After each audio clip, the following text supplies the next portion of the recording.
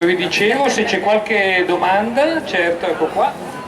Vorrei sapere in che anno è nato e come ha trovato questa figura sconosciuta, come l'ha ricercata. È nato il 29 giugno, quindi fra qualche giorno, il suo compleanno del 1902, è morto a Buenos Aires il maggio del 1991, praticamente oserei dire da solo, perché i contatti che siamo riusciti a reperire, un giornalista che lo intervistò, Norberto Cabo, un giornalista della Nación, uno dei pochi giornalisti che lo intervistarono, disse che fu ospitato nella sua casa ed era praticamente un appartamento di 2 stanze dove viveva solo e ormai si era già ritirato dalla carriera, era nel 1979.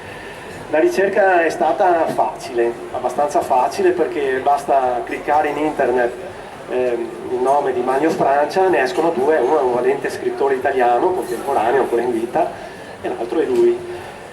Difficile è stato riuscire a incrociare le notizie e i dati in maniera di parlare di cose certe e non di cose che magari si trovano facilmente in internet ma che non corrispondono al vero oppure sono notizie alterate. Quindi quello che vi ho detto adesso è sicuramente è molto altro che si è riuscito a trovare e corrisponde al vero.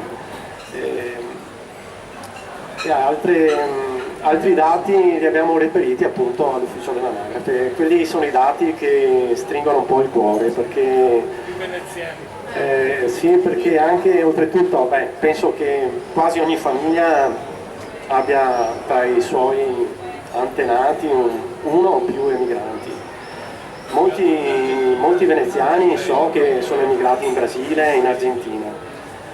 E poi il fatto che sia stato un bambino abbandonato non riconosciuto nell'immediato, che sia stato portato alla pietà di Vivaldi, che avesse addosso queste camicette con i puntini proprio in maniera intenzionale della madre, di dargli un segno di riconoscimento nel momento in cui lo consegnava all'ufficiale comunale, al funzionario del comune.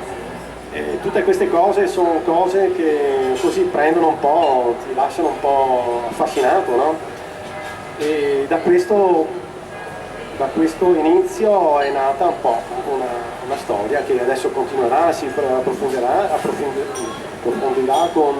insieme ai ragazzi di Verona. Si vorrebbe fare un film e magari un piccolo romanzo ispirato, non una biografia, perché risulterebbe abbastanza complicato, ma la vita sua è stata abbastanza avventurosa, insomma, abbastanza ricca di spunti belli.